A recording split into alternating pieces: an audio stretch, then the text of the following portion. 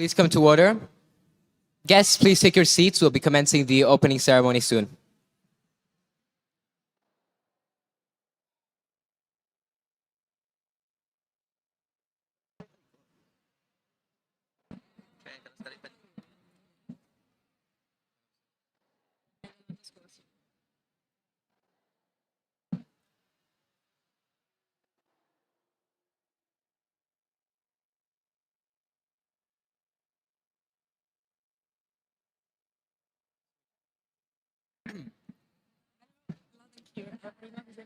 Sí.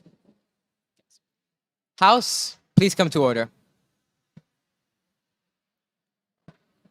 House, please come to order. We'll be commencing the opening ceremony now.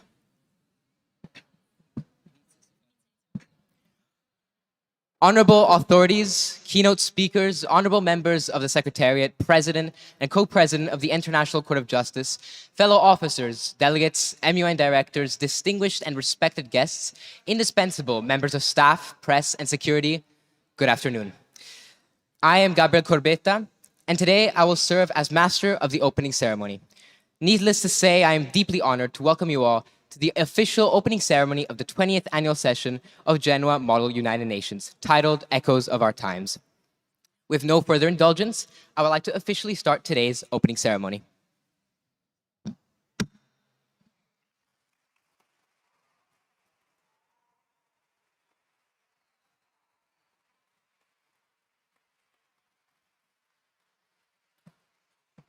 To begin our ceremony, it is my pleasure to give the floor to the distinguished consigliere Barbara Grosso. Mrs. Grosso, the floor is yours. Thank you. Good afternoon to all of you and welcome to this opening ceremony. I'm really very glad and very honored, a little bit excited also, to have you all here and think about that. Here, in this moment, there are more than 500 young people coming from all the world. It's really great for me. So thank you really very much. Please always remember that Genoa has always been a city of tradition, exchange, and hospitality. You all have an important opportunity during these days to discuss and debate about issues of global importance and proposing addition and solution. A dialogue between people from different countries, tradition, and cultures is an opportunity to consolidate ideas and projects, breaking down the barriers too often constructed by adults. An opportunity to understand the problems of our planet and to try to find a way together to solve them. A way to raise awareness of the importance of power of international cooperation and diplomacy as a tool for maintaining peace among people. A view of the world through the eyes of you, young people, tomorrow leaders, gives the opportunity to understand the importance of cooperation and indispensable tool for the improvement of society globally. And you are all called to make your own contribution to society, because only through debate and exchange of ideas the civilization of the world of peace can be built. Thank you for your giving me your time, attention, and for work which you are about to undertake. Good luck and really enjoy Genova. Thank you very much.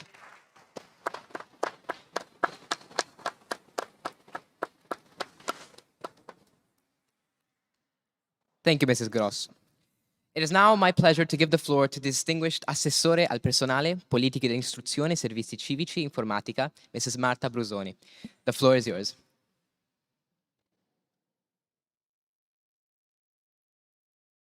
Good afternoon. As the Municipality Assessor for Personal, Education Policies, Civic Services and Information Technology, I am very, very happy to be here.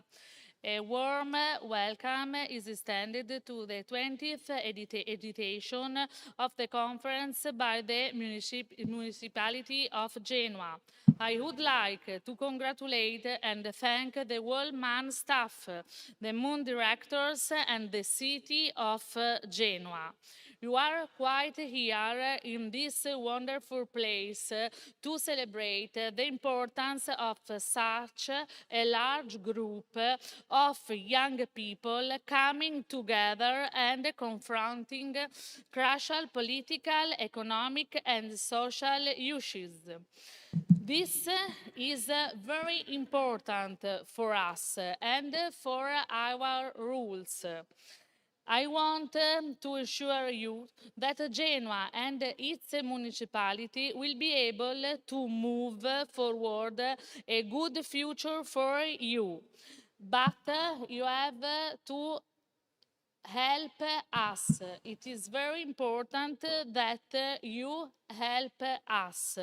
And you are here for speaking about the long-term consequences of every event on our planet.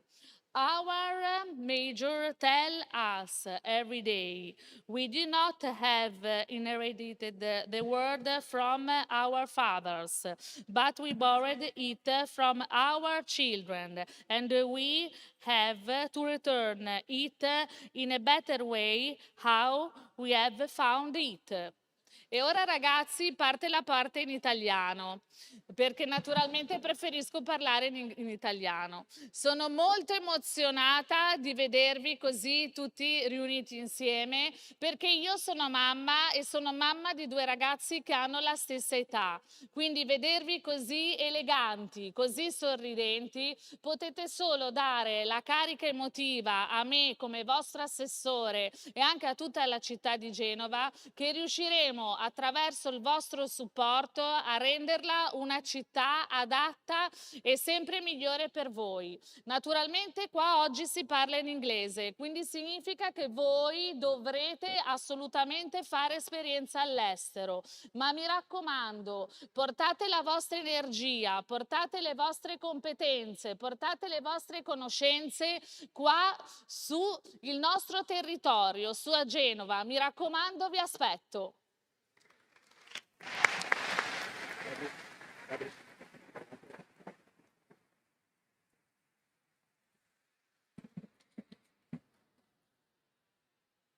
Thank you, Mrs. Brusoni. I would like now to give the floor to the distinguished youth mayor of Genoa City Councils, Benedetto Pesce Mainieri. The floor is yours.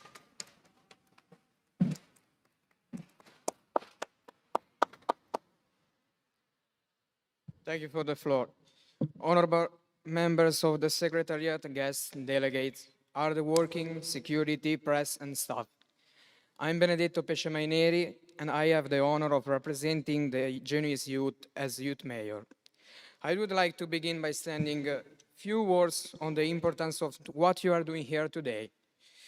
Discussing key topics which affect today's world is a fundamental right and duty which allows us to have opinions, be informed, and take action to defend what we believe in.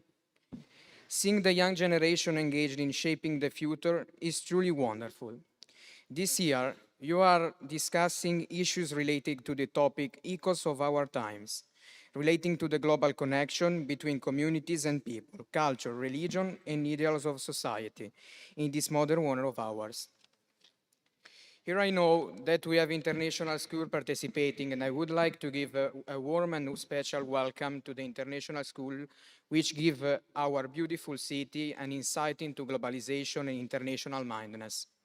In particular, I would like to focus my attention on the topic of the United States Women Committee facing the consequences of cultural and religion imposition on human rights.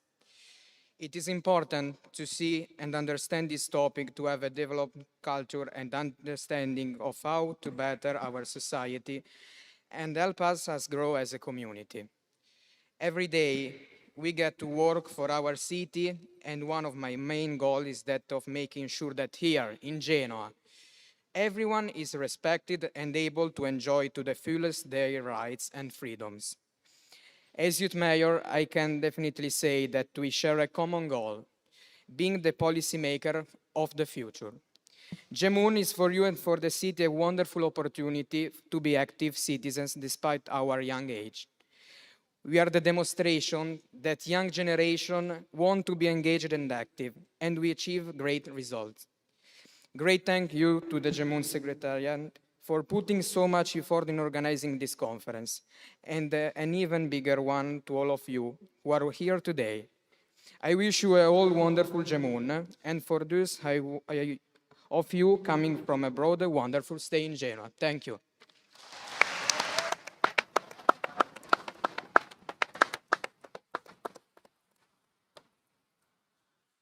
Thank you, Mr. Youth Mayor. I will now take the opportunity to read out a message on behalf of the honored Assessore alle Politiche Culturali, Simona Ferro, who unfortunately was not able to attend today.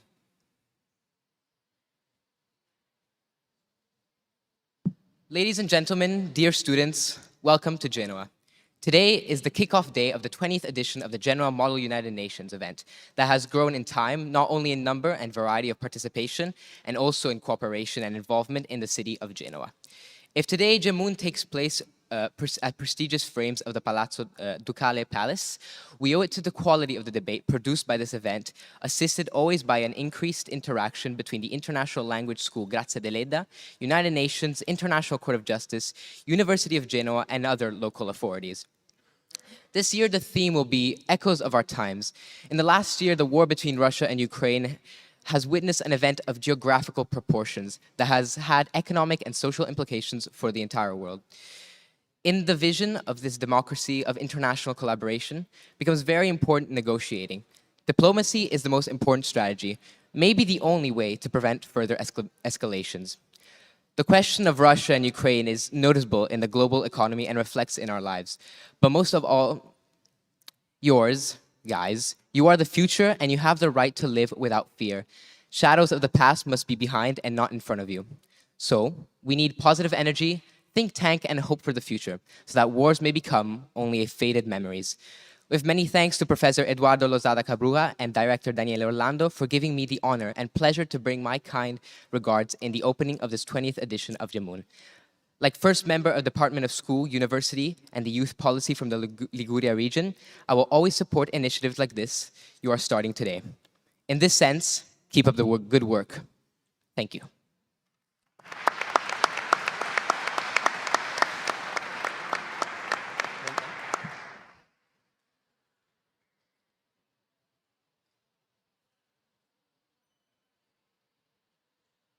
It is now my greatest honor to give the floor to the Secretary General of GeMUN 2023, Vittoria Valeri. Thank you, Gabriel. Honorable authorities and keynote speakers, fellow members of the Secretariat, President and Co-President of the International Court of Justice, officers, delegates, MUN directors, distinguished and respected guests, indispensable members of staff, press, and security, good afternoon. This year marks the 20th edition of Genoa Model United Nations, a project that in these past 2 decades has managed to bring together thousands of students from all over the world, united by the desire to experience the world of diplomacy firsthand. This is exactly what our generation, the generation of tomorrow, should be involved in. A challenging yet rewarding initiative that encourages constructive dialogue and the exploring of alternative perspectives from both cultural and social points of view. It is our duty, our responsibility as citizens, regardless of our age, to be aware of our political surroundings and doubt. And I say doubt because I believe critical thinking to be one of, if not the, most crucial skills the youth must possess. We must doubt in order to have certainties. We must raise concerns to be fully aware of the environment that surrounds us. In the end, doubts are crucial to the world of diplomacy and politics.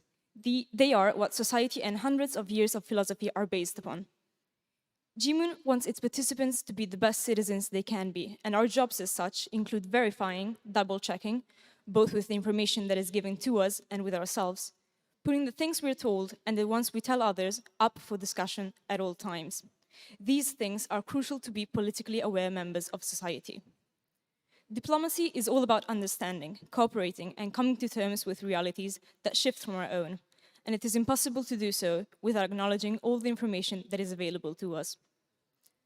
This mentality is the one behind this whole conference.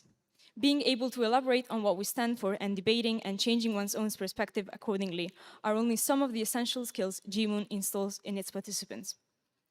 What unites these 20 years is that each generation of delegates has shown a passion and interest for the key events that are going on in the world today, with their likely ramifications into the future. Their commitment has led to the realization that diplomacy is in fact the platform to finding solutions. This is exactly what the focus of GeMUN 2023 will be, echoes of our times. With our economies and society being so interconnected, never before in our lifetime have we witnessed such a series of causes and effects echoing through time and space in the short, medium, and long term. In such challenging and uncharted waters that influence and impact so many people, diplomacy has a key role to help define new patterns and alternatives. At a time of conflict such as this, GeMUN wants its participants to ponder on how the events of today will impact the future, like echoes that cannot be halted. It is important to think about how to resolve conflict just as much as it is to understand the likely consequences to minimize the negative impacts. The migrant crisis in the Darien Gap, the consequences of cultural and religious impositions on women's rights, the ramification of the Mexican war on drugs, and the emergency needs of IDPs in conflict areas are only some of the topics our 400 delegates will be tackling this year. We have overcome difficult times, but the political climate has been sort of a never-ending challenge for society, and this is not the time to throw in the towel. Conflicts that result in wars, economies crashing, global health emergencies, regressions in human rights accomplishments are only part of what makes up the world of today. In order to analyze, predict, and hopefully alleviate these crises, in the years ahead of us, we must take action. Our young age isn't an excuse to dismiss these topics. In fact, it is quite the opposite. We are the ones responsible for the future, and the repercussions and reverberations of today's emergency play a crucial role in what one day will be our present. It would be quite literally impossible for me to even be standing here today without the incredible effort put in by Mr. Lozada and Mr. Orlando. Not only have they taken over the most difficult and delicate tasks that are needed to make such an ambitious project come together, but they have done so being incredibly patient and understanding, which I can assure you is especially tedious considering that they had to put up with inexperienced teenagers. It has been challenging to organize such an event, especially because of the beauty of this conference. It is a project organized for students by students from different schools. Most of us aren't even 18 before we spend hours each and every week, trying to put together an international event.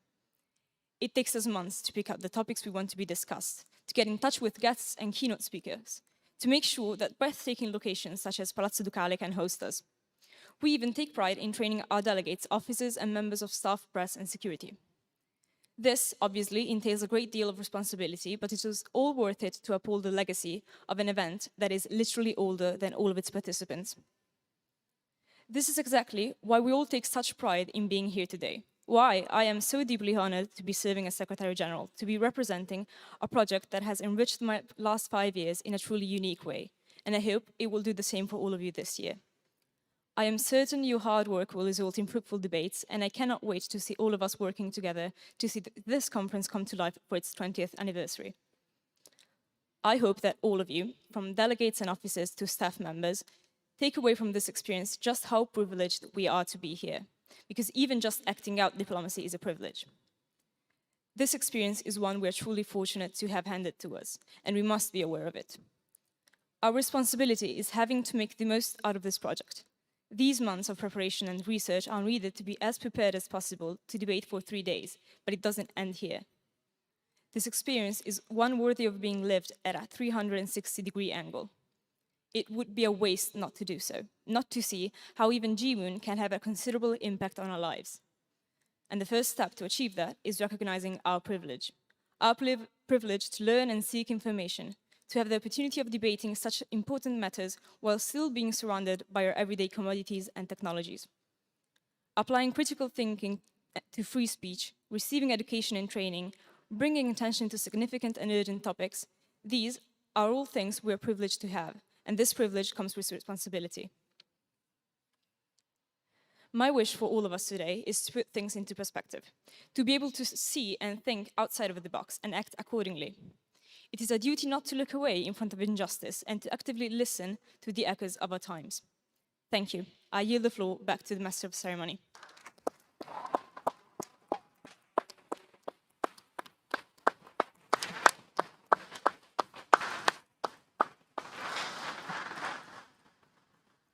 Thank you, Vittoria.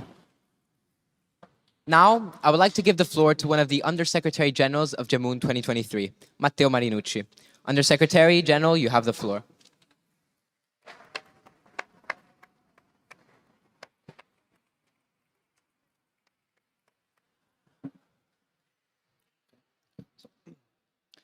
Honorable MUN directors, fellow members of the Secretariat, dear officers, delegates, and members of the International Court of Justice, respected authorities and keynote speakers, distinguished guests, hardworking members of staff, security, and press, good afternoon. I want to start by saying how deeply honored I am to be here speaking to this assembly as Undersecretary General. Even though I pictured this day many times, I was never prepared for how good it feels to have finally reached the moment for which so much planning and work went into.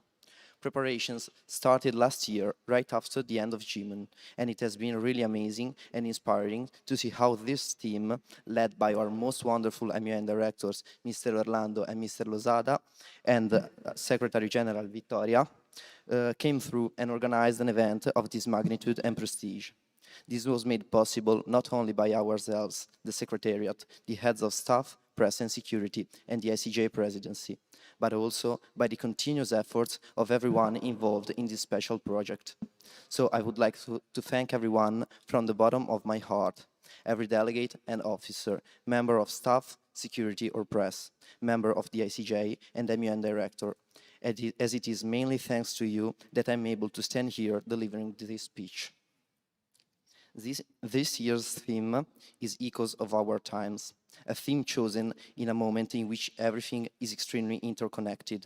Never before in history have we seen how something that happens in one part of the world can have repercussions on the other side of the planet.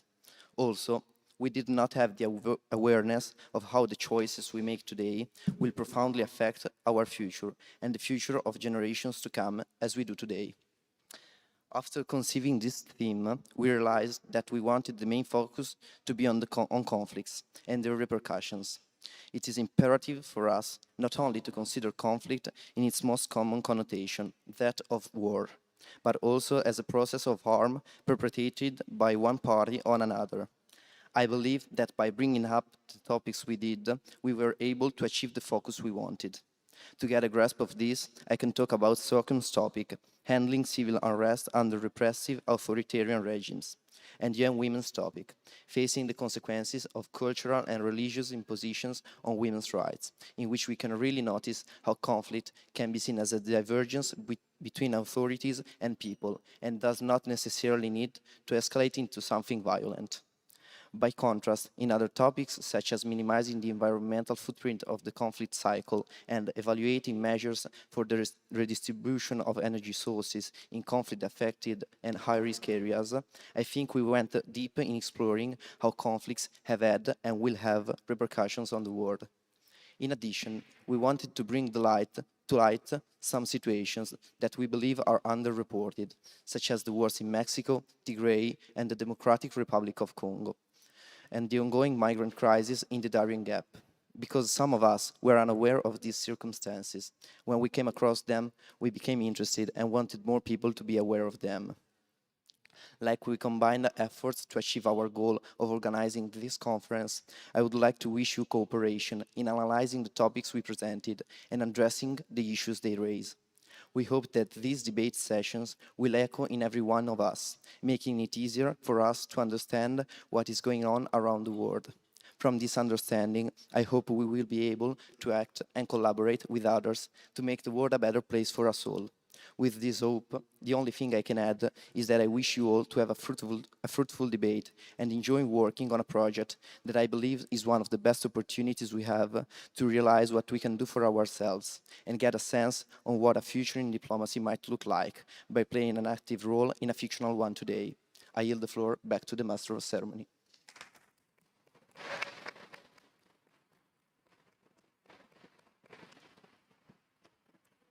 Thank you, Matteo.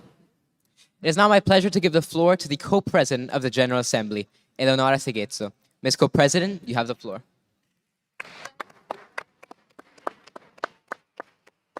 Thank you, Master of Ceremony, for the floor. Honorable MUN directors, fellow members of the Secretariat and officers, Presidency of the International Court of Justice, respected delegates, distinguished guests, and indispensable members of staff, security, and press, good afternoon. My name is Eleonora Seghezzo, and I'm currently attending my fourth year at Liceo Linguistica Internazionale Grazia Deledda. I have participated in GeMUN 4 times, starting out as a delegate, mainly to conquer my shyness. And looking back, I have grown stronger, more courageous, more capable, and more confident as years passed. From the very beginning of my journey, I have always wanted to make these 3 days meaningful for every GeMUN participant. That's why I became an officer last year, hoping that I could inspire and involve even a few people. And this is because I was inspired in turn by those who were in my position at the time. As a matter of fact, GeMUN is more than just a conference or a simple experience. It aims to leave a mark on us, to make us pause to think, and to give us voices a place. Nowadays, more than ever, we can feel the echo of a time when the consequences were not sufficiently reflected.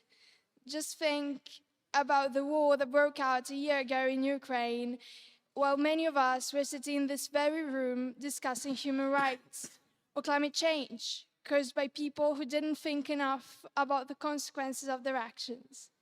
However, my speech is not intended to blame the past generation, but to draw attention to our generation, the future. We do not have the power to erase the past, but we can write the future.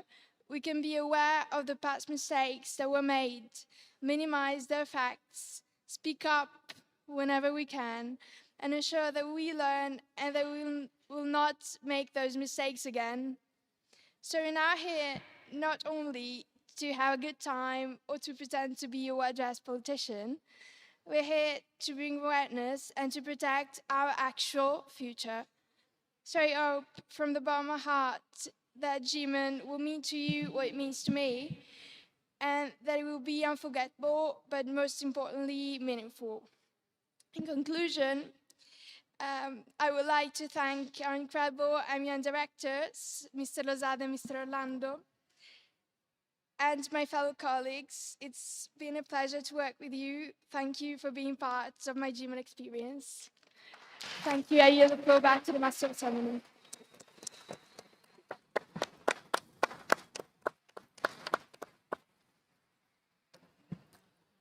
Thank you, Eleonora. I will now give the floor to the President of the International Court of Justice of GeMUN 2023.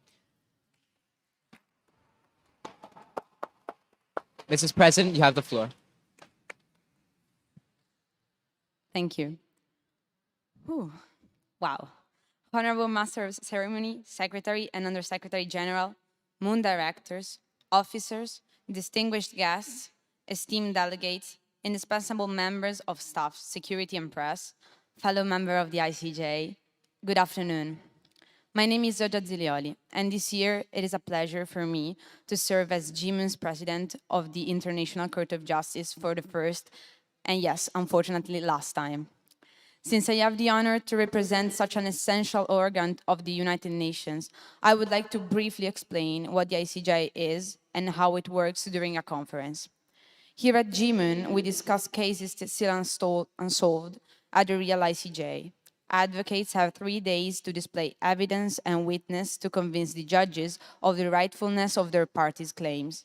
At the end of the conference, once this time has elapsed, the judges are called upon to reach a fair verdict, which only be revealed at the closing ceremony, for suspense sakes, of course. When browsing through the ICJ website to identify the perfect controversy for this year's conference, the presidency and I could not help but notice how quickly new disputes arise without the two parties ever reaching a solution between themselves, mainly because of general difficulty to compromise. We grew up in a society based on right and wrong, guilty and innocent, good and bad. But we know that reality is way more complicated than that. We live in a paradox where we are always challenged to be the right one when usually a right part does not even exist. Nothing is only black or white. We need to acknowledge that gray in between, with every single one of its shades. Having this in mind, We, as a presidency, have found a dispute that best represents the complexity of reality. In spite of this great challenge, I am confident that our brilliant judges and advocates will reach a conclusion, a verdict, which comprises a brand new gray. I'm confident, guys. Without further ado, the topic that the ICJ will debate during GeMUN 2023 is a legal dispute between Azerbaijan and Armenia. It concerns the situation in the region of Nagorno-Karabakh and its surroundings. Indeed, the complexity of this case lies in the fact that the relationship between the two parties has only ever known conflict. In the past few months, let's say 7 months, I have realized that contrasts are a natural part of our everyday life. And yes, our secretariat is no exception. But the greatest lessons that these people taught me, and is a priceless lesson, is that regardless our differences, our argues, and everything else, it is crucial that, and indeed is possible, to successfully cooperate together and find a compromise, a shade of gray. Thank you so much for your attention. I yield the floor back to the Master of Ceremony. Thank you.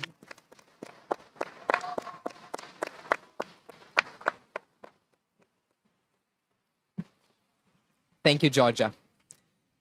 We will now be entertaining a musical interlude by the Pertini Vocal Ensemble.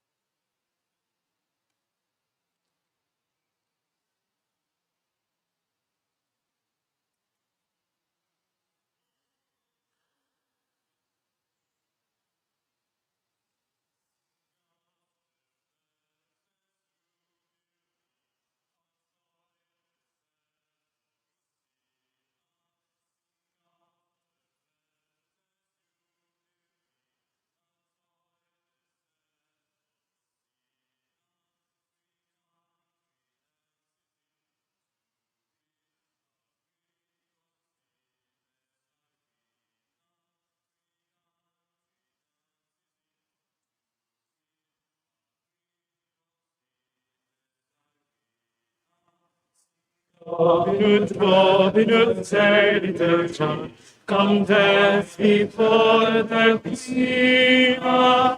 Robin Hood said Little John, come dance before the Queen. In a red petticoat and a green jacket, a white rose and Martina. In a red petticoat and a green jacket, a white rose and a Martina. Robin Hood says Little John, come dance before the Queen. And Robin Hood said Little John, come dance before the Queen. In a red petticoat and a green jacket, a white rose and a Martina. In a red petticoat and a green jacket, a white rose and a Martina. Robin Hood said Little John, come dance beside the Queen. And Robin Hood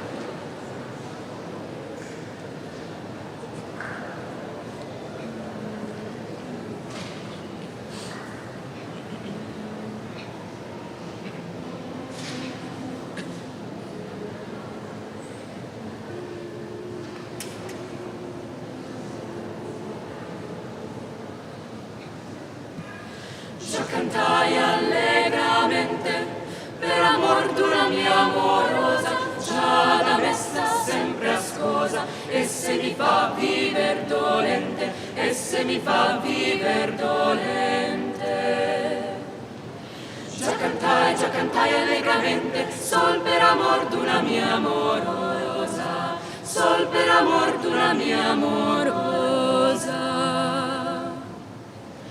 Dolce mia cara signora, già ti prego ascolta un poco, son venuto in questo luogo sol per narrarti ogni mio stento, sol per narrarti ogni mio stento. Già cantai allegramente, sol per amor d'una mia amorosa, sol per amor d'una mia amorosa.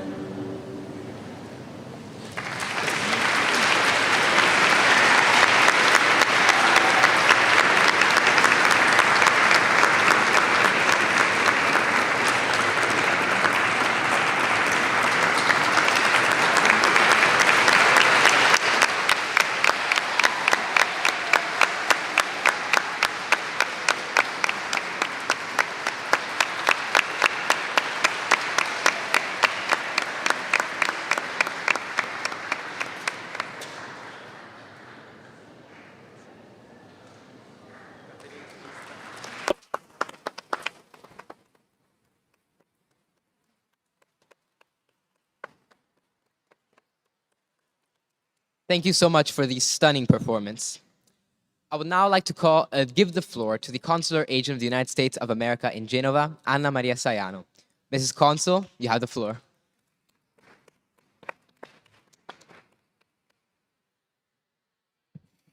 Thank you very much. And wow, it's not going to be easy to speak after this beautiful ensemble and after listening to your remarks. You put me in a very, very special spotlight. And you all know that normally I do not follow a printed speech, but this time I had, and I hope you forgive me if I take more time that I was allotted to. Please, Master of Ceremony and UN Secretariat, forgive me. Good afternoon, and thank you in advance for your kind attention and time. Madam Secretary General, UN Secretariat, GeMUN officers, distinguished representatives of the city of Genoa, GeMUN participants and honored guests, I'm very grateful for the opportunity to be here with you today and to be able to address echoes of our times. What an intriguing, fascinating title and topic. My name is Anna Maria Saiano, and among the many hats I wear in my personal and professional lives, I've been invited today as Consular Agent of the United States of America in Genoa, a role and a function I've been honored to carry on and out since 1993. I'm very proud of representing the United States in Liguria under the supervision of the Consulate General of the United States in Milan, and I feel humbled by this privilege. To represent the United States, to represent such a country, such a nation, such a diverse community, it is quite an endeavor, so challenging and rewarding every day. And for this reason, I'm still here today after so many years. I'm here today as a keynote speaker, and I thank you for such a designation. I do not know if I will provide a key to your topic, better some clues, some tips for you to think about. And let me start with a historical annotation from the American Foreign Service Journal of 1925. Early on a Friday in 1797, the Stars and Stripes flying at her mast, an American clipper entered the port of Genoa. Amid the lively, moving, bronzed and iron-faced sailors of the clipper, a gentleman leaned upon the rail. The amphitheater of the great maritime city rose before his vision. Tier upon tier of white marble palaces with hanging gardens, orange and lemon groves, with terraces of vine and towering palms. The gentleman at the rail, in knee pants, white lace at throat and pulse, a carpet bag at his feet, the Stars and Stripes furled under his arm, was Mr. Frederick Hyde Wollaston of New York, the first United States consul to Genoa. I must say that some historians are inclined to say that the arrival of Mr. Wollaston occurred in 1799, but 2 years, more or less, don't make a great difference. From that year on, 1797, 1799, to the present day, seamlessly, except for the period of closure during World War II, from July 1941 to May 1945, unfolds the history of what is considered and remembered one of the oldest US diplomatic and consular representation in the world. This fact tells a lot of both parties, the United States on one side, Genoa and Liguria on the other side, the respective positions in time, history, society, and culture. Let me also add another historical annotation which indeed fits with this meeting. The 20th President of the United States, Woodrow Wilson, visited Genoa on January 5th, 1919. The stopover in Genoa was part of the European tour, starting in December of the preceding year, that President Wilson made to participate in World War I negotiation and to promote plans for the League of Nations. And we all know that the League of Nations was the first worldwide intergovernmental organization whose principal mission was to maintain world peace, the precursor of the United Nations. Under pouring rain in Piazza Corvetto, by the statue dedicated to Giuseppe Mazzini, President Wilson delivered the following remarks. I'm very much moved, sir, to be in the presence of this monument. On the other side of the water, we have studied the life of Mazzini with almost as much pride as we shared in the glory of his history. And I'm very glad to acknowledge that his spirit has been handed down to us of a later generation on both sides of the water. It is delightful to me to feel that I'm taking some small part in accomplishing the realization of the ideals to which his life and thought were devoted. It is with a spirit of veneration, sir, and with a spirit of hope and emulation that I stand in the presence of this monument and bring my greetings and the greetings of America and the American people with our homage to the great Mazzini. Ladies and gentlemen, these are echoes of our times and provide a context. And the reason why I have taken the time, your time, to recap these historical facts is because diplomacy, at its best, is the medium to make echoes, in this case historical echoes, audible, heard, considered, examined, reviewed, embraced, accepted, negotiated. What is diplomacy? We can map so many definitions for it. The art and practice of conducting negotiation between nations. Think about art. The established method of influencing the decisions and behavior of foreign governments and peoples through dialogue and negotiation and other measures, peaceful tactics such as trade deals, discussing mutual problems, implementing new policy, tackling disputes, short of war and violence. Think about, again, art before, now, influencing. It is typically carried out by a country's representative abroad, whose functions are broadly stated in the Vienna Convention on Diplomatic Relations of 1961. And I was going to list a few skills and abilities and competence of a full-fledged diplomat, but Madame Secretary General Valeri have said it all in her opening remarks, and so have UN Secretariat officers whom I have listened very, very carefully. We have many types of diplomacy. Economic diplomacy, involving any kind of diplomacy that helps the economy thrive and the country prosper, including foreign aid to support a struggling country while demonstrating at the same time power. Gunboat or big stick diplomacy, backing up diplomatic efforts with visible show of military power.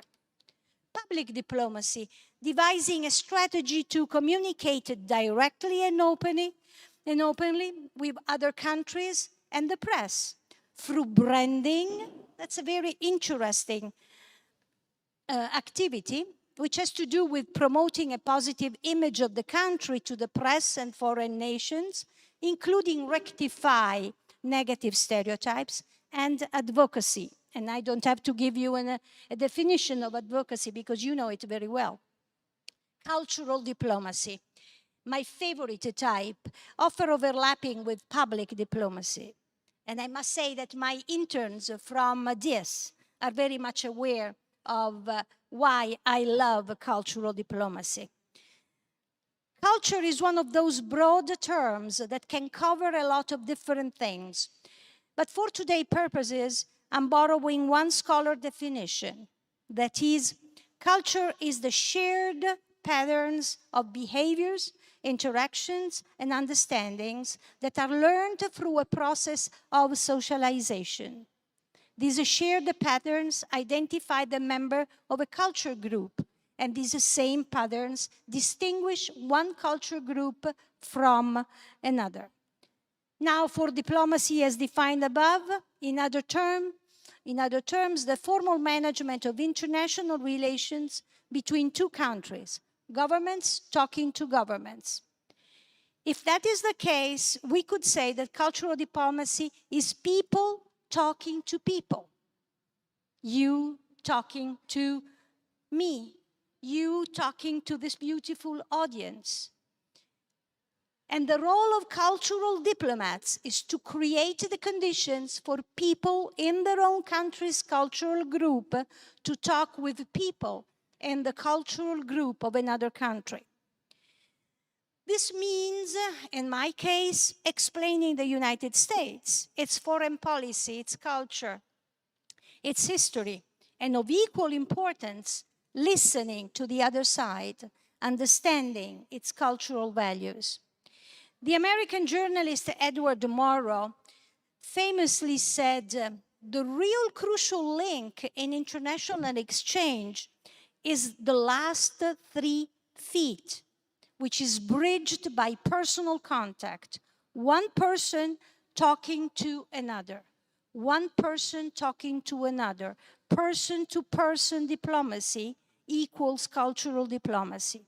That idea is really at the heart of our success. The challenge for American cultural diplomacy, and its challenge for any country, but I think especially significant for the United States, if you allow me to say so, is that the US do not have an easily identifiable homogeneous culture. The great 19th century American poet Walt Whitman, one of my favorite poets, wrote in the introduction to his wonderful poem, Leaves of Grass. You remember Capitano Mio Capitano, that beautiful film that I guess you all have seen. He says, America was not merely a nation, but a teeming nation of nations. The United States is a host to a dizzying array of cultures. A host to a dizzying array of culture. The land is hosting them. A nation of immigrants and indigenous people. A country that allowed slavery and then fought a terrible civil war to end it. A country that has struggled with segregation and discrimination, that has experienced periods of conflict and division, recently at the beginning of the third millennium and many other times, and yet also periods of great unity and shared convictions. Notwithstanding many overlapping and shared values, a country defined by diversity, and this is the case of the United States, feeds its tremendously rich and varied cultural landscape. A diversity that ultimately becomes a strength in its striving for inclusion and equality. While it is essential to promote cultural diversity, there is one thing that, philosophically speaking, binds the United States together, namely the democratic principle on which the country was founded. Liberty, self-government, which is also self-compliance, equality, individualism, diversity, as I said, and equity.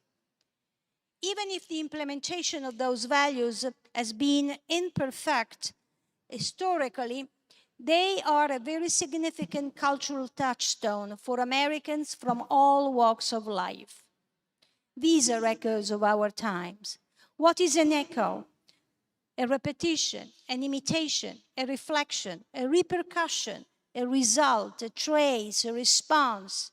So echoes of our times can be movements backward, but also forward, are not simple pieces to recollect, putting them in one basket and shake, but to remember composing them in a possibly largely agreed upon new, creative, innovative picture, shuffling them with wisdom and awareness.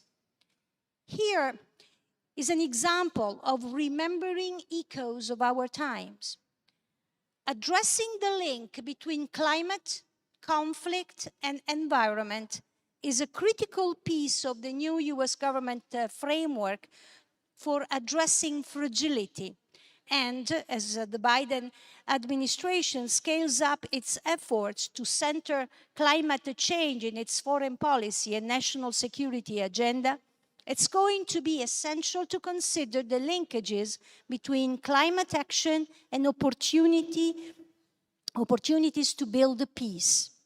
This is a quote from Joe Hewitt, Vice President of the US Institute of Peace, during a recent event co-hosted with the Wilson Center and the US Institute of Peace on the importance of integrating climate change responses, conflict prevention efforts, and peace buildings. All these words are echoes of something that we have already heard, listened to, embraced at times, and we have to, propose them again. In the United States, concern over the impacts of climate change has gained renewed traction, you know that, under the Biden administration. And amidst the record-breaking devastation caused by extreme weather events, both in the United States, think about California fires, California drought, and abroad, Australia, snowstorms, hurricanes, tornadoes. But while the administration is working to center climate change in its foreign and domestic policy agendas, corresponding attention to integrating peace building into the rapidly expanding climate agenda remains so far unaddressed. It's really a huge item to integrate. This is a partial oversight, since many of the countries around the world most affected by fragility and conflict are the same places facing the steepest climate-related challenges. And I know that you will be addressing this in your roundtable discussions. A window of opportunity, and I don't know if you had thought about this, to integrate climate action and peace building is through the Global Fragility Act, GFA, a legislation that requires the development and implementation of a new 10-year interagency approach to conflict prevention, stabilization in fragile context, and again, integration. This act provides an opportunity to integrate climate change into conflict prevention and stabilization efforts and think intentionally about operational next steps. It moves us towards a new conflict prevention approach by requiring the integration of humanitarian, conflict prevention, and development sectors. Climate change is a risk multiplier. We need, therefore, interdisciplinary thinking. We need adaptation. We need creativity, because really, we don't know how to command climate change. It's something that escapes us. So we need a more integrated climate, peace, and fragility agenda, which will require longer programming cycles and investing more money in peace building over time. The key concept, therefore, should be that climate added another layer to multidimensional humanitarian crisis. This is something that the UN is taking into consideration right now, that already entail displacement, conflict for resources, gender discrimination. What does this need? A multi-sectoral approach, which means that the UN should be the first agent of change and promotion of a cross-agency approach instead of duplicating the same projects. You have different roundtable discussions. Don't forget then to integrate them, because otherwise, it's good repeating. It's good you need to listen to the echoes that come from the other tables. And then at the end of the day, sort of filter them through and maybe just make one successful, viable stance. Very important is, and the next trend will be, the link between humanitarian protection and development. We cannot any longer. I told you that I don't like to read, and normally I improvise, but I wanted to be well prepared for this, so I decided to write. We cannot any longer act as every new emergency is a new one. Every time we marvel that we had a flood here, we had a hurricane there, we had a tornado there, and things of this kind. No, it's not a new one. It's a recurring one. It's echoing. We need mechanisms to learn best practices, and we need to include development actors and private sectors because they are the ones that stay when humanitarians leave, and they are the only ones that can ensure durable and sustainable solutions. Finally, more space should be given to local actors and leaders of displaced community. And I would like you to really meditate upon the etymology and, the meaning of displacement. Because, if you look at it, it really resonates within you. As no one better than them can be the leading actors of the decision-making processes affecting their own lives. I'm going to stop here because I think I have, given you enough tips. I'm being self-serving here, and also I've taken a lot of your time. But I'm not a digital native. I could be your grandma, okay, up to a certain point. But I love to surf the net, as they say. So the very first time I was given the title, what did I do?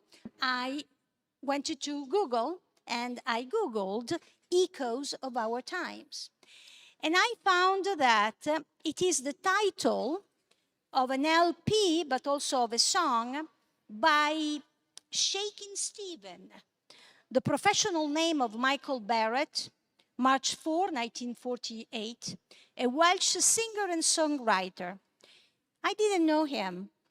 I mean, some of the songs that then I listened to through YouTube resonated in me, but I just didn't know him.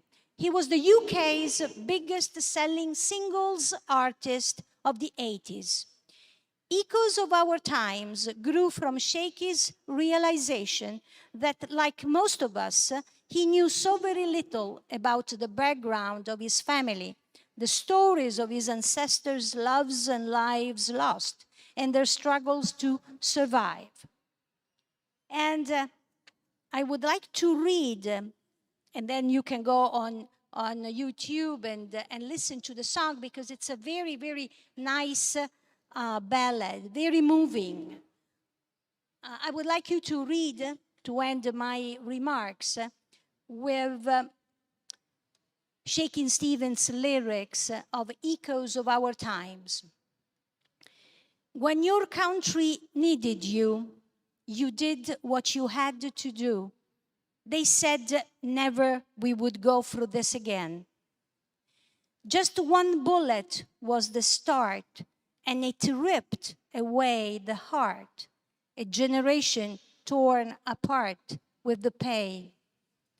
We will always remember the sacrifice you made to hold the line. We will always remember within our hearts these echoes of our times. You were young and you were brave, charging on wave after wave, and your precious lives you gave under fire. Shells were raining from the sky, still you joined the battle cry.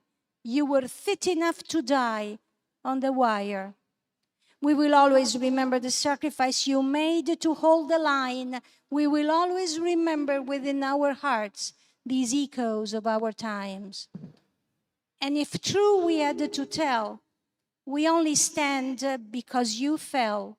in the trenches of your hell, you could see that it was right, that you had to stand and fight so that good would still survive and we would stay free. We will always remember the sacrifice you made to hold the line. We will always remember within our hearts these echoes of our times, echoes of our times. Thank you.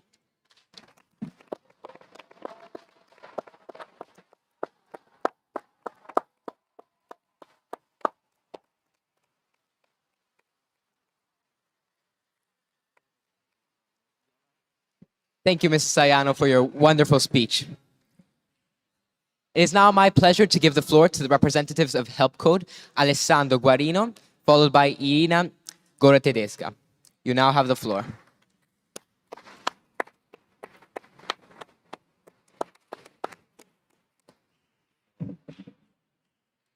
Good afternoon. I'm really honored and closer? Okay. Hi. So good afternoon, everybody. I'm really honored to be here and excited, and actually it's an honor to be after such interesting speech from Anna Maria, which gives me a lot of suggestion and so somehow connected to what I would like to tell you today. So Help Code is an international NGO, is one of the actors of international cooperation, one of the actors that works in this multilateralism environment. And actually, when I went to prepare the speech for today, I went through all the subject and all the issues that you're going to address. And there were many, actually, that were resonating in the things that an organization like Help Code does. And actually, I want to take one of these threads and to take you to a little journey throughout the world. So maybe if you can go to the next slide, please, Master of Ceremony. Yeah, just a few words. Help Code, again, is an international NGO. It means that we work in projects that are have the aim of improving life of children, their families, and their communities like this? Okay, sorry. To improve life of children, their families and their communities all over the world. We do this trying to be next to the people, and I like the word that were given before. It's a matter of being proximate, to be proximity with the people in the country where they are most in need. So we do this working in schools, providing better access to water, providing better environment for the family to grow. And actually, I try to mention there some of the sectors that actually are sectors of expertise for Help Code. One of the key words that you find here, yeah, you see there is education, there is water and sanitation, there is protection, and starting from there, you can go to the next slide, please. So basically, you see that our action brings us working in several countries around the world, several countries where we feel that our intervention could bring an added value to communities. You see, they are named there. And I would like you to concentrate on some of these countries because actually, in most of our intervention, we work with people that have been displaced. And displaced because of conflict, displaced because of maybe natural disasters. So maybe, if you can go to the next slide, I try to bring you some figures that were given by the planning figure for displacement in the world in 2023. So those are official figures from the UNHCR, that is United Nations High Commissioner for Refugees, that is United Nations agencies mandated for to taking care of forced displaced. And you can see that in 2023, there is an estimation of almost 120 billion people displaced. One big portion, almost 30 million, are refugees. So it's people that were forced to leave their country to go abroad. And the big part, more than almost 62 million of people, is what is called internally displaced people. So it's people that, because of conflict, because of a natural disaster, had to leave their houses, had to flee inside their countries.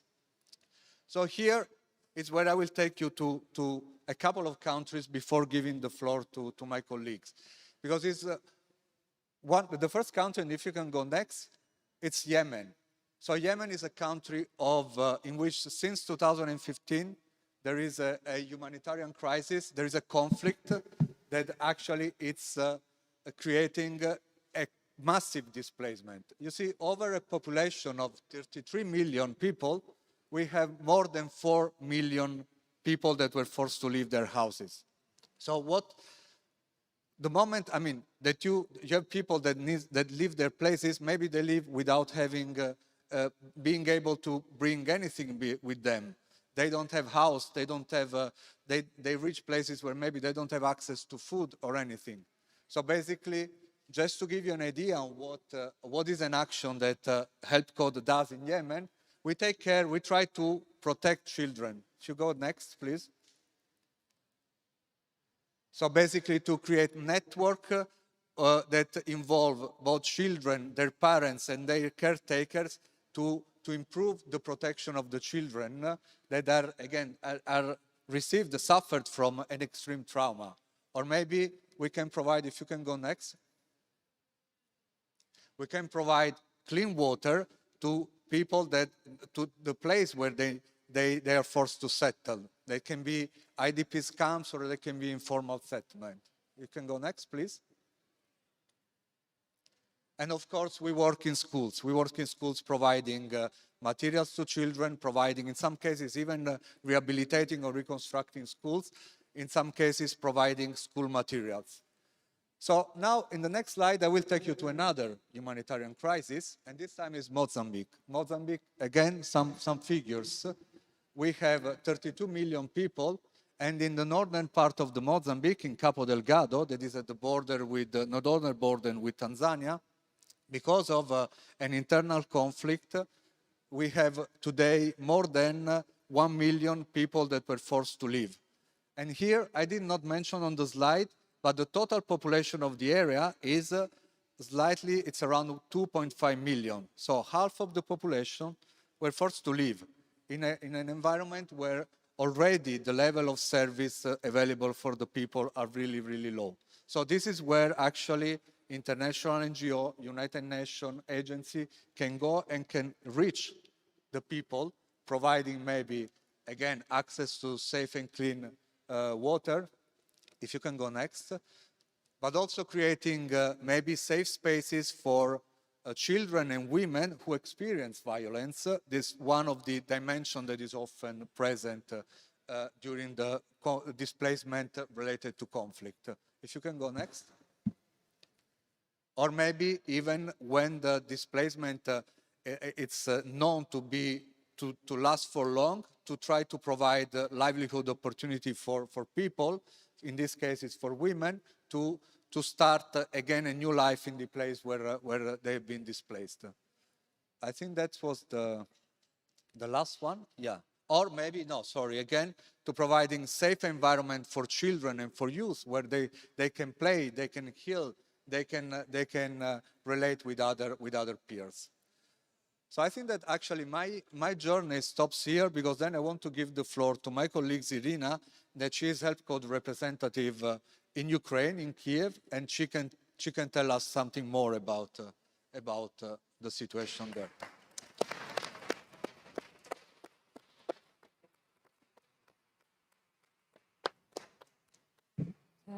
Good afternoon. It is a big honor to say a few words about Ukraine, Kiev, and the situation that happened in our country during last year.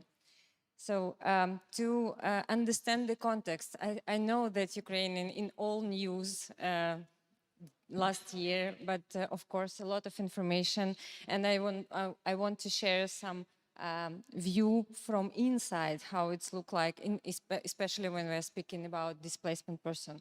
So let's start. And to understand the context about Ukraine, and it's need to understand what Ukraine was before escalation of conflict happens. So our territory, comparing with the Italian territory, almost twice bigger. Our population in 2021 was a little bit less, but before conflict starts in 2020, in 2014, we was almost 50 millions of population. We are inhabitants for kilometers, actually almost 3 times less. Maybe this is one of the reasons why Ukrainians love freedom so much. We don't really like when it's too crowded. Our nation a little bit younger comparing to Italian, and our birth rate also a little bit higher, but also our death rate higher as well. And our migration rate was almost around 0, which means that everybody who wanted to leave Ukraine already left it before. And the duration of life in Ukraine was significantly smaller than in Italy. So our average age of men is 66 and for women is 76. Next slide. Employment rate was, unemployment rate was less than in Italy. Inflation rate was increased dramatically more. Average income almost, according to official data, of course, almost 10 times less, and cost of living also 3 times less than in Italy. We had quite high corruption index, quite low civil right rate, and also we had epidemic of tuberculosis in Ukraine before 2022. And then 2022 happened. We this year changed everything in Ukraine, but not only in Ukraine. Are we ready to? Mm-hmm. So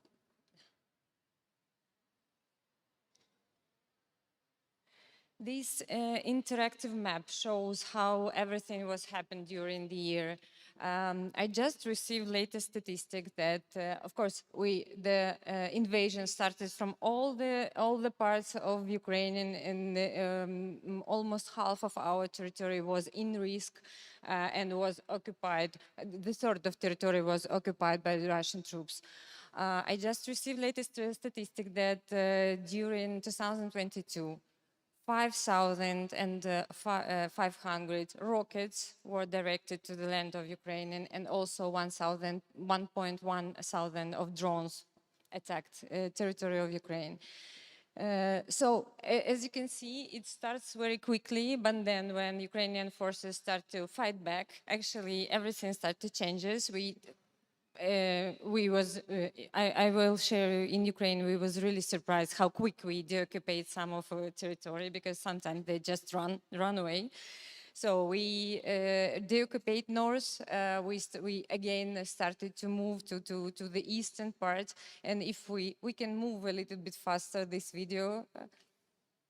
So in May, it was already only half of the territory occupied, and then in the summer and in autumn, we also deoccupied northern, eastern part, and also part of the southern part. You can go to the end of this video. And change the slide. So, because of this massive attack, a lot of people had to just leave territory because of safety reason. They just grabbed their children, I don't know, the most important thing, and just run away somewhere to the east and then abroad to Ukraine. So, and after 2022, this is a statistic for Ukrainian. During 2022, 18 million flew from Ukraine. And thankfully, 10 of them already come back. They are already returned, and only 8 millions of refugees stay abroad Ukraine. And also more than 5 millions of Ukrainians were displaced inside Ukraine. So closer to the western borders of Ukraine. We have almost 15,000 of air raids in Ukraine during 2022, and this in average 47 air raids per day. And the biggest number was 189 air raids per day. Even in New Year night, we have air raid. Actually, almost all night, drones was flying around Kiev, and our militaries had to shut them. Most of the people stayed in shelter during New Year night. In 2022, 2.4 million of people lost their houses because of destroyment. 2.8 thousand of education facilities were damaged and destroyed. In the end of the year, in the last part of the year, our electricity and power system was dramatically damaged by attacks of rockets. So we now have almost 30% of deficit of electricity, and actually shut. You will see in the next in the photo that sometimes we are completely in the dark, even in big city. And this was a statistic that changed a lot. We became from the country with the most progressive services of state services in our telephone. We became the country with the most population, the most number displaced population. From the country with the biggest community of IT specialization, we became country that the biggest territory contaminated with mines and explosion devices. So it was a great luck that when everything starts in February 2022, a lot of European families, people open their heart, open their homes, open their supporting. They support Ukrainians a lot. So this is the map of where refugees from Ukraine stay now. So we can see that most of the population stayed in Germany and Poland, but all over European continent we can see Ukrainians, and we are really grateful that we were accepted. Next slide. And also inside Ukraine, because Ukrainians willing to return as soon as possible, as soon as opportunity appear, they move in home. Sometimes this is also dangerous because they moving back, then again the territory is shelling and they needed to evacuate it again. A lot of cases was like that. We can move. So from this was just the numbers, but this experience of displacement, really tough from personal point of view. You just, I don't know, have normal life, normal school life, you had dreams, you had plans, you had, I don't know, plans for next vacation, or, I don't know, even for life, and then everything just stopped, not important anymore, and you even don't know what to do.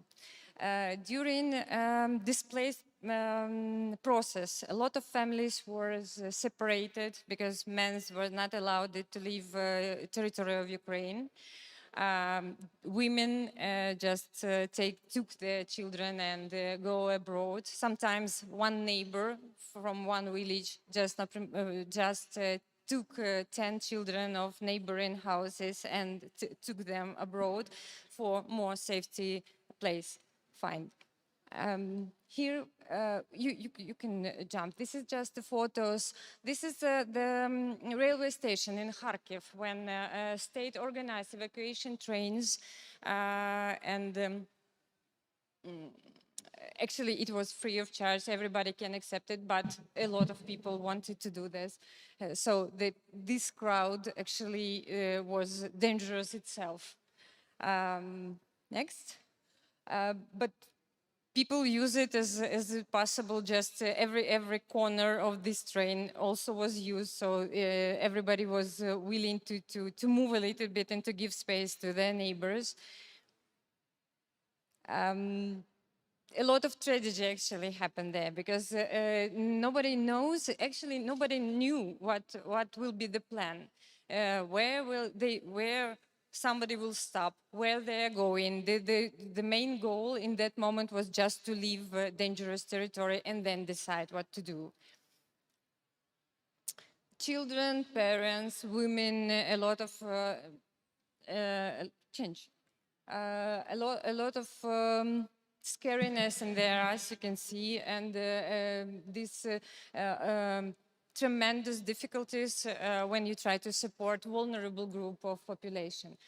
This was a challenge in itself, but then Russian militaries actually understood that nobody wants to stay in the territory where they occupy, and they start to shoot these places of evacuation.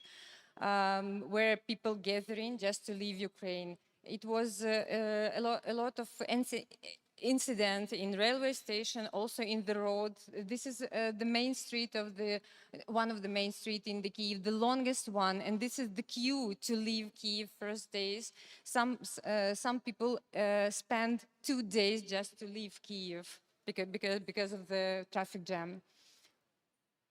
So, and roads itself was not so safety, and actually everybody need to check information all the time because we can receive, let's say, don't go this road, just change because already occupied by militaries. So, and actually it was a lot of incident when just civil cars were just shut down and a lot of victims were there. This very tough and tragedy part actually shows in the photo. I think people who pass through this displacement process will never forget that. But then, go next. Then the question is what to do next. Okay, they leave dangerous territory and no, come back, please. And this was the moment when huge support was started arrive from all who was care about people, from volunteers organization who jointly started to support, providing spaces where you can stay, providing advices where you can go, providing information what possibilities are. They start to do this with, I don't know, just intention to help. But in just in few days, actually, maybe a week, international organization, big humanitarian actors joined this process, organize it better, give more resources, opportunities, and actually scheme how to operate. And this helped millions of people to find a place where to stay. And also basic needs coverage, where to take it. For example, from first 4 weeks of escalation of the conflict, almost 200,000 people crossed border every day. Of course, this number decreased after 1 month and after situation changed in the front line, but it was huge amount of people. So as I told, 18 million of people left Ukraine in February and March, and inside Ukraine, thanks to humanitarian actors, 16 million of people received support. in different form, in cash, in shelters, in food, in humanity, in hygiene goods, in different kind, even in let's say legal advices or help with documents, because sometimes people just left without documents. So now we can go. Based on these stories, biggest hub that accept a lot of displaced people inside Ukraine was in the western part of Ukraine, in Chernivtsi, Lviv, Vinnytsia, Kiev, Rivne. This was the biggest part. And this was the moment when Help Code also started to act in Ukraine. We focused on the Chernivtsi region, but also decided not to focus on the city because it's quite a big city. Actually, this is the same size as Genoa, so this is almost 600,000 of population. And in Chernivtsi arrived almost 1 million. So can you imagine what Genoa will be if million will arrive here and stay here? Not only in city, but also in rural areas, everything was occupied. People just provided their houses, their buildings, I don't know, summer houses, everywhere where you can stay, just for displacement people. So we started to support Ukrainian population in Chernivtsi Oblast rural area. Next slide. This is administrative form Hromada, which combines 13 small villages, but administratively united in one unit. The center of this Hromada is Berehomet. We offer to displaced people multi-sectoral support, which were included not only based humanitarian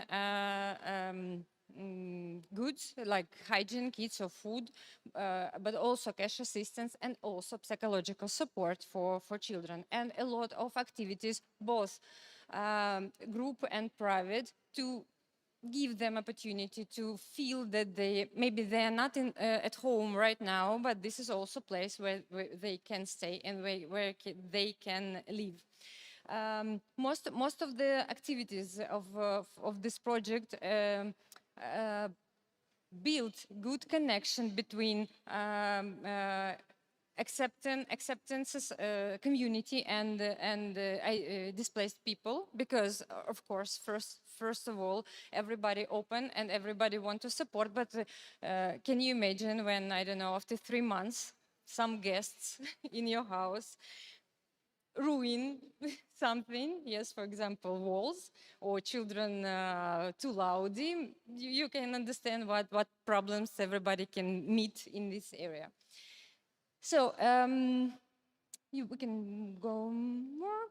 This just a few pictures when psychologists work with very small children in school and actually try to discover if there is any indicators of big trauma that need more actions. Next. Also some self-defense classes and a workshop for art therapy, hygiene, and can move. Yes, and this was multi-sectoral support for Chernivtsi region that Help Code organized in Ukraine starting from August 2022. Right now, this part of Ukraine, western part, let's say more or less covered with humanitarian support, because a lot of actors were ready to come and to support them. But also those areas that are closer to front line and recently deoccupied, they are not so good covered with humanitarian support. Next waves of support, come back, will be in the east and in the north of the country, Kharkiv, Poltava, Dnipro, Zaporizhia, Kherson, Mykolaiv, that are really close to the front line and actually quite dangerous, still quite dangerous. For example, in Kherson, in last days of December was 170 shellings, when every day, during the whole day, just rockets and artillery shoots were coming to the land. So, but they're most people in need, and probably they mostly need support in Ukraine right now. Don't remember what next. Despite this old tragedy, people are, it's awful to say that, but used to. We organize our life in, let's say, normal way. We are, again, come back to education, to online education, if it is possible. We can receive some services from state and from private organization if it is needed. But our life changed a lot. We are run into the shelter as soon as air raid sounds, and we cannot do not use it because it's dangerous. So here you can see the birthday celebration in shelter, or people just still grab everything what is most value in their life, and just run to shelter to stay there. In most cases, they just sit in few hours there and then come out.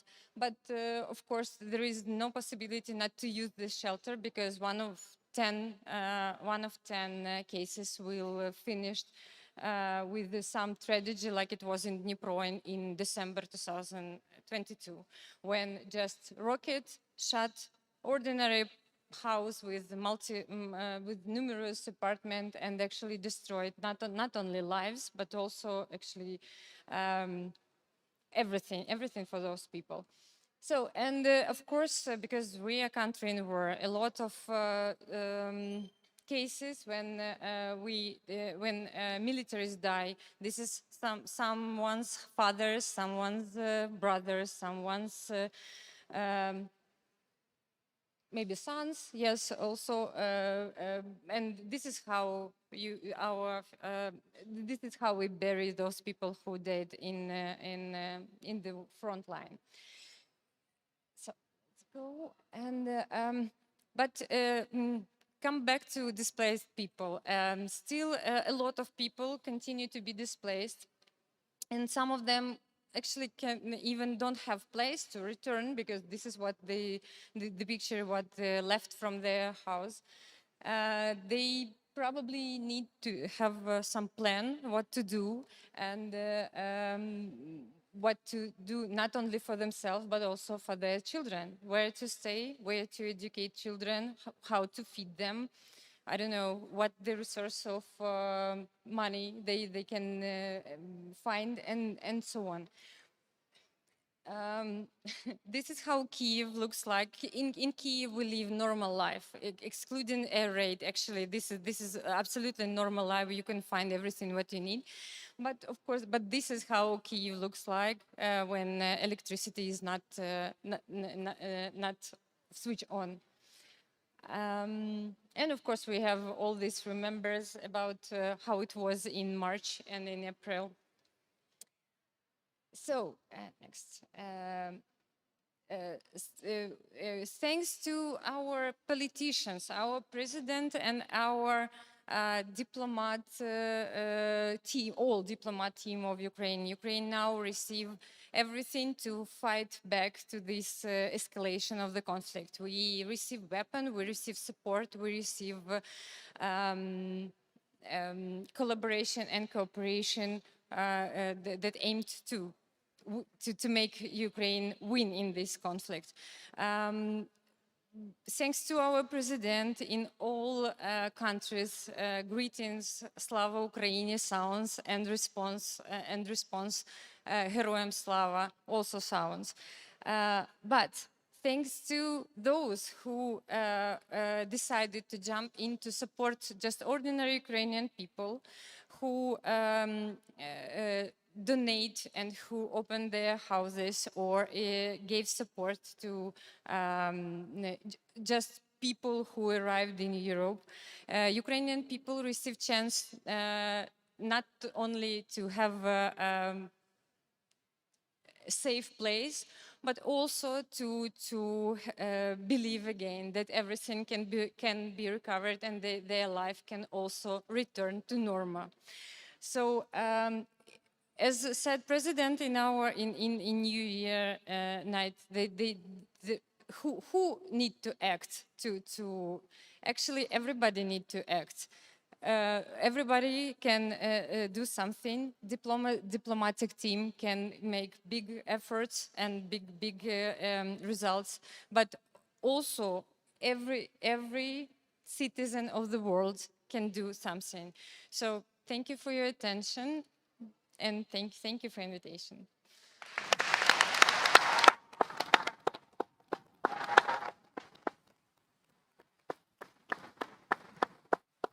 Thank you, Mr. Guarino and Mrs. Gordetesca.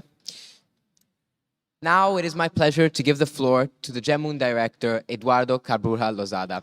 Mr. Director, you have the floor.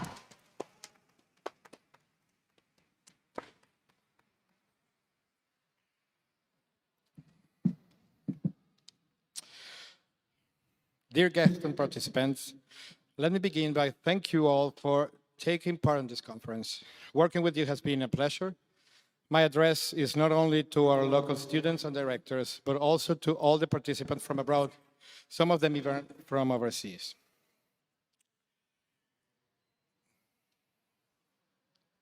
Suspense. Okay. Well, I'll start. It was basically a year ago when, during the closing ceremony of GeMUN 2022, I showed this strip from Mafalda, the well-known comic character by Argentinian author Kino. Can we have the slide? All right. Here you see Susanita, a little girl whose biggest aspiration is to find the man of her dreams, to become the mother of his children, and to be the perfect housewife, living a perfect suburban life. If we zoom in, we can see that she's reading a rather gloomy newspaper showing, by contrast, people experiencing commonly known hardships. Oh, luckily, the world is so far away, she says, while stretching and with kind of a smug smile. Let's not even pay attention to Mafalda's face. Susanita's comment comes across as incredibly solipsistic and outright selfish. It is a very naive thought as well. Is the world so far away? Is it?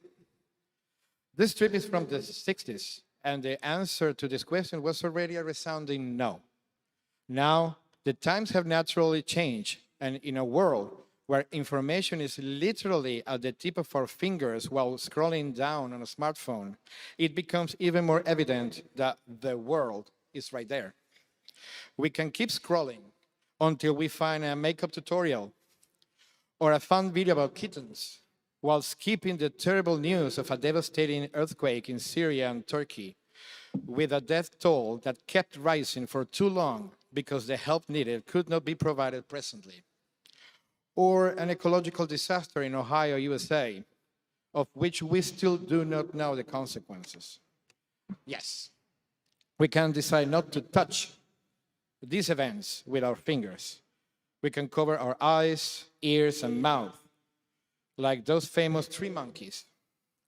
We can choose to turn our backs to the world, but that does not mean that the world and its conflicts will do the same. They will inevitably touch many spheres of our lives. Stock market crashes due to a pandemic that started at the other side of the world, reducing the purchasing power of the most fragile sectors of society, which leads to famine and extreme poverty. Biodiversity reduction that comes with every inch of forest, mangroves, coral reefs, and even farming lands that we lose to deforestation, pollution, soil degradation, and of course, global warming, which translate into a loss of resources and services that only nature can bring to humankind.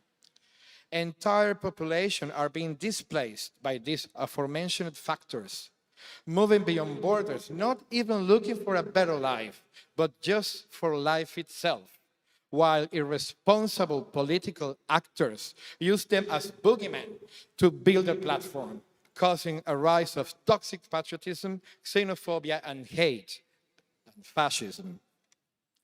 We could keep on and on, weaving this sort of gloomy spiderweb of events, causes, and consequences. When you look at it, it is easy to feel like a trapped fly, waiting to be inevitable eaten. We could then understand Susanita's reaction. It is indeed overwhelming. So allow me for a moment to step down from this metaphorical podium as an MUN director in a United Nations simulations and to talk to you as an ordinary citizen, maybe as the science teacher that I actually am to some of you, or maybe your uncle or your parents' best friend from high school. I just want to change the linguistic register and have some freedom regarding what I would like to tell you. It is a huge effort to set ourselves into motion, to change our habits, to create awareness within ourselves first and then into others. It is tiring, I do realize, but I'm probably 3 times older than most of you sitting here in front of me. Actually, the fact that you are coming here to participate in such a demanding activity like this conference probably means that you already are engaged in defying systems that are proving to be no longer suitable to our global society, that you want to be an agent of change. And you might be thinking, sitting for already too long in your chairs, that I might be exaggerating, but I assure you that I'm not. You just need to remember that this is not yet another school assignment, if you want to. That this is not just an occasion to outsmart a fellow delegate during a debate just for the sake of it. We are talking about very real people and very real problems in here. As humbling as it is to me to be in front of hundreds of you delivering this speech, it should be humbling for you to be able to use such a privileged platform to start something great in the following days. Echoes of our times.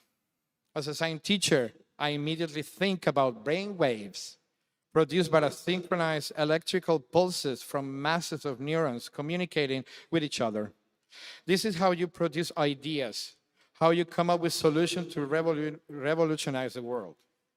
But also, as a science teacher, I am very well aware of another part of our bodies that incessantly generates sound waves, our beating hearts. And here is where science and poetry get together, as our hearts keep us alive. And hearts have become the vessels of love and compassion. Let's make passion and compassion reverberate within these walls and beyond. Passion and compassion should be the substance that fuels our mission. Let's make a deafening sound. Now is your time. Make every single beat count.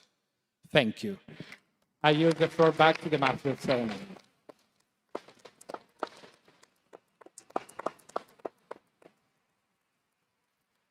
Thank you dearly, Mr. Director. It is now my greatest pleasure to give back the floor to the Secretary General of GeMUN 2023, Vittorio Valeri. The Master of Ceremony stands corrected. Before we end our ceremony, we will entertain a video prepared by the hardworking GeMUN press team regarding the main events that have occurred this year.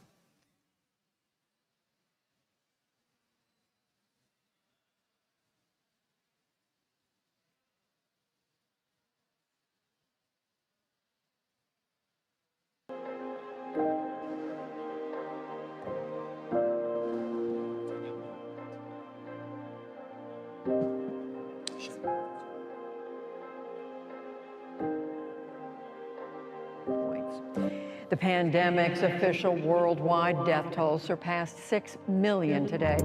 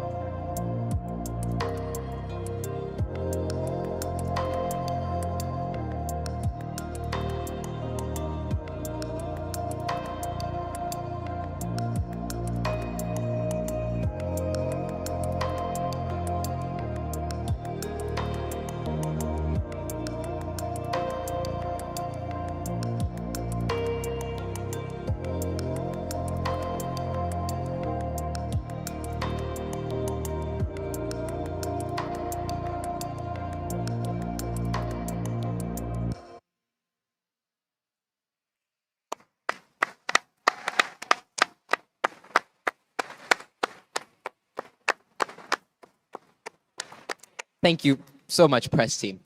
Due to time constraints, we will not be able to entertain the opening speeches of the school's delegations. And so with that being said, I will now yield the floor back to GeMUN 2023's Secretary General. Thank you, Gabriel. Once again, I would like to thank and welcome all guests, keynote speakers, and participants. I hope we can make the most out of this 20th edition of GeMUN, and it is my pleasure to officially declare this session open.